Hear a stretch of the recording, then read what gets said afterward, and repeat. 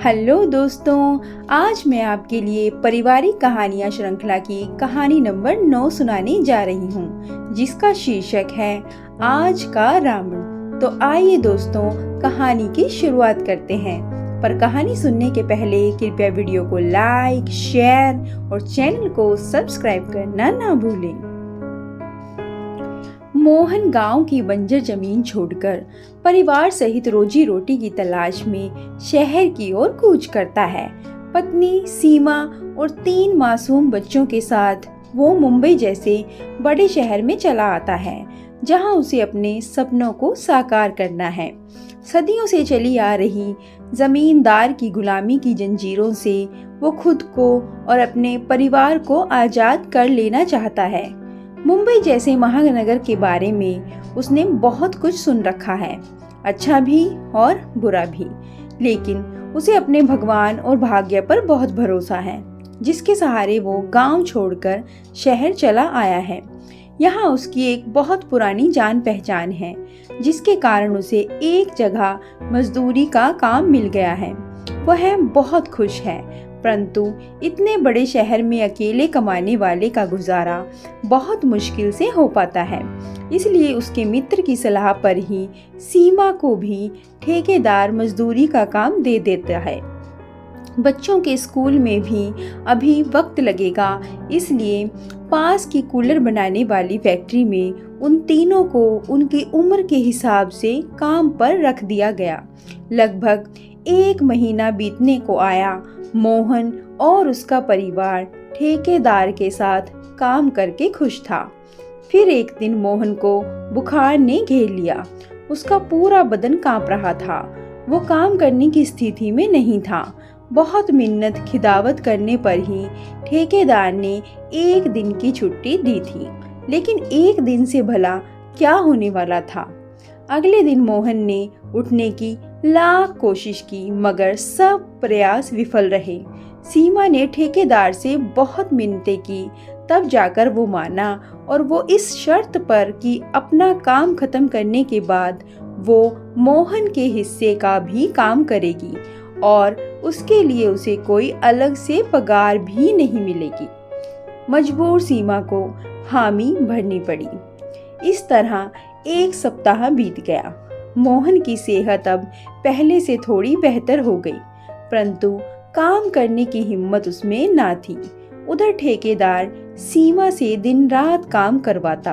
एक दिन सीमा की सहनशीलता ने जवाब दे दिया। उसने ठेकेदार से अपना हिसाब करने के लिए कहा और उसे यह भी कहा कि वो अब बिना पगार का कोई काम नहीं करेगी, बल्कि उसके पास काम ही नहीं करेगी।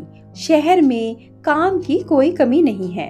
ठेकेदार ने कहा, ठीक है, शाम को मैं तुम्हारे झोपड़े पे आकर तुम्हारा और तुम्हारे पति का हिसाब कर दूंगा। सीमा अपना काम खत्म कर घर की ओर चली गई। ठेकेदार कुर्सी पर बैठा जाती हुई सीमा के यौवन और बलखाती कमर को निहार रहा था। अंधेरा होते ही वो मोहन के झोपड़े के अंदर जा पहुंचा। उसने मोहन से बहुत ही प्रेम पूर्वक उसका हाल चाल पूछा और सीमा के गुस्से को भी शांत किया। दिन में उसे ए या चिल्लाकर सीमा संबोधित करने वाला इस वक्त बड़े ही प्यार से उसे भाभी कहकर संबोधित कर रहा था। सीमा भी उसके इस व्यवहार से बहुत हैरान थी। जाने से पहले ठेकेदार काम पर आने के बारे में मोहन से कहता है, तो मोहन ना चाहते हुए भी अगले दिन आने का वादा करता है। हालांकि उसकी पत्नी और बच्चे इस बात से सहमत नहीं, फिर भी मोहन ठेकेदार से प्रसन्न हो उसके पैर छूता है। ये देख ठेकेदार उसके पास बैठते हुए बड़े प्यार से उसे एक पुड़िया निकाल कर देता है और कहता है कि ये दवा मैं खास तौर पर तुम्हारे लिए लाया हूँ, इसे खाकर तुम कल सुबह तक ठीक हो जाओगे। मोहन हैरान होकर उसे देखता है और हाथ में रखी पुड़िया को उलट पुलट कर देखता है और फिर धीरे से पूछता है, ये कौन सी दवा है और कितने की है? अगले दिन मोहन में सचमुच एक नई ऊर्जा थी। उसका बुखार और थकावट सब खत्म हो चुका था। मोहन सुबह नहा धोकर खुशी खुशी काम के लिए रवाना हो गया। जाते ही उसने ठेकेदार को सलाम किया और अपने काम में जुट गया। आज उसने इतना जमकर काम किया कि सीमा द्वारा लाया गया खाना भी भूल गया। उसका मन खुशी से झूम रहा था, जिसमें वह सीमा को भी शामिल कर लेना चाहता था। लेकिन सीमा को यह सब अच्छा नहीं लग रहा था। लेकिन शाम होते होते मोहन की तबीयत फिर बिगड़ने लगी। उसे कमजोरी और आलस ने फिर से आ घेरा। उसकी पूरी रात करवटें बदलते हुए निकली। आज की सुबह कल से कुछ अलग थी। मोहन कल की तरह ही काम करना चाहता था, लेकिन संभव नहीं हो पा रहा था। ठेकेदार अभी तक नहीं आया था और इधर मोहन उसके इंतजार में नजरें बिछाए धीरे धीरे अपना काम कर रहा था। कुछ देर बाद ठेकेदार की कड़क आवाज सुनाई देती है, जल्दी जल्दी हाथ चलाओ वरना पगार का पैसा नहीं मिलेगा। मोहन काम छोड़कर ठेकेदार के पास जाता है और उससे कहता है कि कल वाली दवा की एक पुड़िया अगर आज भी मिल जाती तो गरीब का भला हो जाता साहब। ठेकेदार उसकी आंखों में देखकर धीरे से मुस्कुराया और कहने लगा, देखो मोहन, इस महंगाई के जमाने में भी हम तुम्हारी मदद केवल इसलिए कर रहे हैं क्योंकि तुम अच्छे आदमी हो। इस बीच मोहन बड़ी विनम्रता से उसे देखता रहता है। ठेकेदार अपनी बात जारी रखते हुए कहता है, फिर भी ना जाने तुम्हारी पत्नी, मेरा मतलब है सीमा भाभी, मुझसे खफा रहती है। फिर चाटुकारिता से कहता है, अब काम का मामला है, थोड़ा बहुत यूं ऊपर नीचे करना ही पड़ता है। अब इसमें बुरा मानने की क्या बात है। अपनी बात पूरी करते हुए पुड़िया उसके हाथ में थमा देता है। पुड़िया लेकर मोहन खुश होते हुए कहता है, नादान है, थोड़ी सिरफिरी है साहब, मैं उसे समझाऊंगा, समझ जाएगी। आप नाराज ना हो। कहकर मोहन अपने काम में जुट जाता है और सीमा भी अपना काम बखूबी निपटा रही है। इसी तरह दिन बीतते रहे। अब मोहन पर तेज धूप या बारिश का कोई असर ना होता। उसके काम में ऊर्जा और स्फूर्ति बनी रहती। इस बीच वो सीमा को ठेकेदार की अच्छाई से प्रभावित करवाता रहता है, जिसका असर सीमा पर थोड़ा बहुत हो भी चुका है।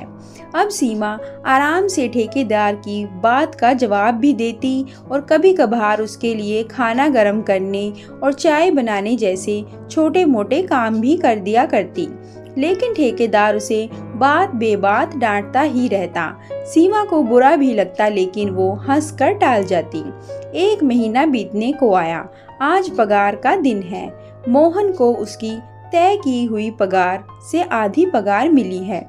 मोहन ने हैरान होकर प्रश्न भरी नजरों से ठेकेदार की ओर देखा तो ठेकेदार ने कहा, ये जो रोज की पुड़िया तुम खाते हो, इसके पैसे मैं थोड़े ही भरूंगा।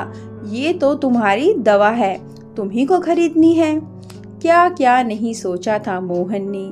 पगार मिलते ही बच्चों का स्कूल में दाखिला करवाऊंगा, लेकिन पगार तो ना के बराबर है। सीमा की पगार से तो मात्र घर का खर्च ही चल पाता है। नहीं, मैं ठेकेदार से अवश्य बात करूंगा। वो अच्छा आदमी है, मेरी बात को जरूर समझेगा।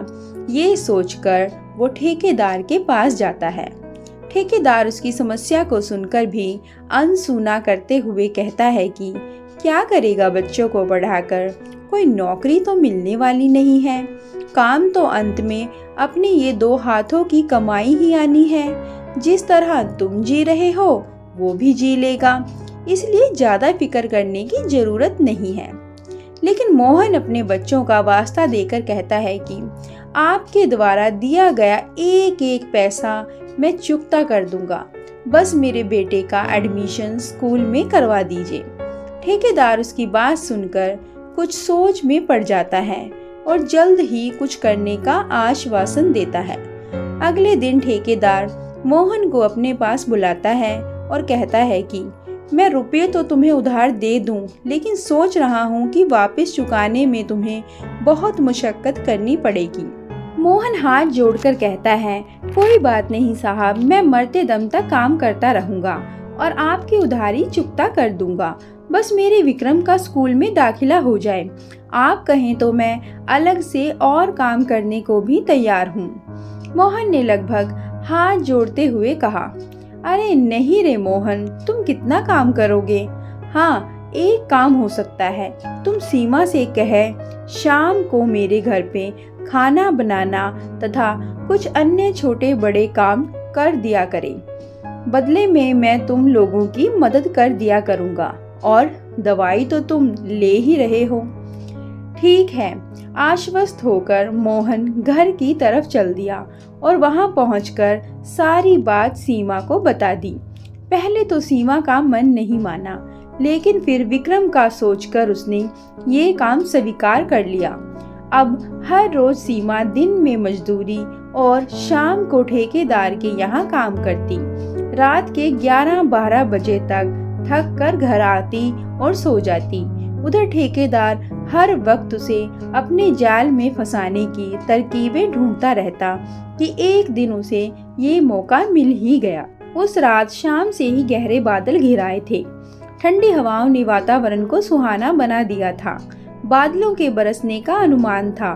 मौसम को देखते हुए सीमा ठेकेदार के घर का काम जल्दी से निपटाकर जल्दी से वापस घर चले जाना चाहती थी कि दरवाजे पर दस्तक हुई। दरवाजा खुलते ही सामने ठेकेदार खड़ा था, वो भी नशे में मस्त।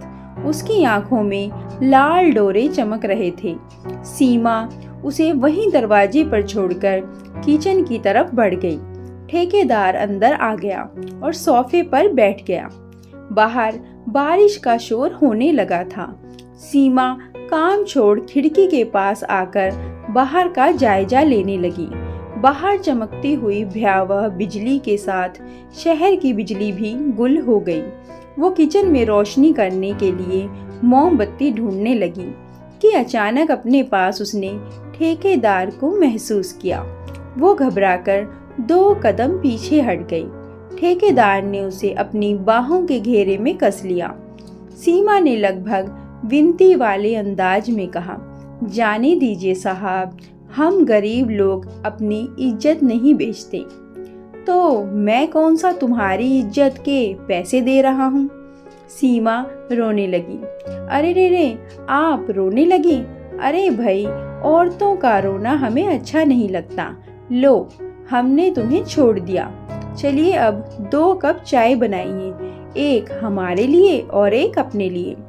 उसके छोड़ देने से सीमा ने राहत की सांस ली और उसके लिए चाय बनाने लगी। चाय 2 कप बनाना, ये मत कहना कि आप नहीं पीती। इतनी मूसलाधार बारिश में कौन ऐसा शख्स होगा जिसे चाय अच्छी ना लगे? हाँ, अगर ऐसे में कोई चीयर्स हमदम मिल जाए तो बात ही कुछ और होगी। इतना कहकर वो ड्राइंग रूम में बैठकर चाय का इंतजार करने लगा। कुछ देर बाद सीमा चाय बनाकर ले आई। अरे, इसके साथ कंटेनर में रखे बिस्किट भी ले आती तो अच्छा होता। सीमा चाय वहीं रखकर किचन से बिस्किट लाती है। ठेकेदार की चाय टेबल पर रखकर वहीं पास में नीचे बैठकर वो कप उठा लेती है, जो पहले से ही टेबल के एक कोने पर उसके लिए रख दिया गया था। चाय की चुस्कियां लेते हुए उसे सिर्फ इतना याद था कि बाहर मूसलाधार बारिश हो रही है और खिड़की से अंदर आते हवा के ठंडे झोंके उसे आनंदित कर रहे थे। फिर उसके बाद क्या हुआ उसे कुछ भी याद नहीं। सुबह जब उसकी आंख खुली तो दिन का उजाला उसी खिड़की से अंदर आ रहा था और वो अपने अस्त व्यस्त कपड़ों के साथ वही फर्श पर पड़ी थी। उसके द्वारा पी गई चाय अपना कमाल दिखा चुकी थी। दूसरा कप टेबल पर वैसे ही भरा पड़ा था। उसने उठना चाहा, लेकिन अंग अंग दुख रहा था। बड़ी मुश्किल से उठ के उसने खुद को संभाला, कपड़े ठीक किए और कमरे से बाहर निकलकर बेतहाशा अपने झोंपड़े की तरफ भाग खड़ी हुई। झोंपड़े में अभी सब सो रहे थे। वो सीधा पीछे लगे नल की तरफ गई और उसके नीचे बैठकर बेतहाशा रोई। कुछ देर रोने के बाद वो झोंपड़े में आई, कपड़े बदले और बच्चों के लिए भोजन की व्यवस्था करने लगी। मोहन भी नींद से जागकर काम पर जाने की तैयारी करने लगा। मोहन तैयार हो गया, लेकिन सीमा ज्यों की त्यों बैठी रही। मोहन के पूछने पर उसने काम पर जाने से यह कहकर इनकार कर दिया कि उसकी तबीयत ठीक नहीं है। आज सीमा काम पर क्यों नहीं आई? ठेकेदार ने अपनी भारी भरकम आवाज में भोला से पूछा। आज सीमा काम पर क्यों नहीं आई? ठेकेदार ने अपनी भारी भरकम आवाज में मोहन से पूछा। हाँ साहब, उसकी तबीयत कुछ ठीक नहीं थी, आराम करना चाहती है। मोहन ने उसके हाथ से ली हुई पुड़िया खाते हुए कहा। क्या हुआ? ठेकेदार ने प्रश्न किया। मालूम नहीं साहब, ज्यादा बात नहीं की उसने, कहकर मोहन अपने काम में जुट गया। सीमा का पूरा दिन लेटे लेटे ही बीत गया।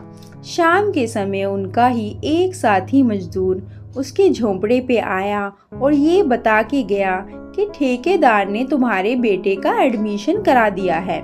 स्कूल की वर्दी और पुस्तकों सहित अन्य सामान भी उपलब्ध करवा दिया है। ये कहकर वो व्यक्ति चला गया। शाम के समय जब मोहन घर पर आया तो उसने भी यही बात दोहराई। वो बेहद खुश लग रहा था।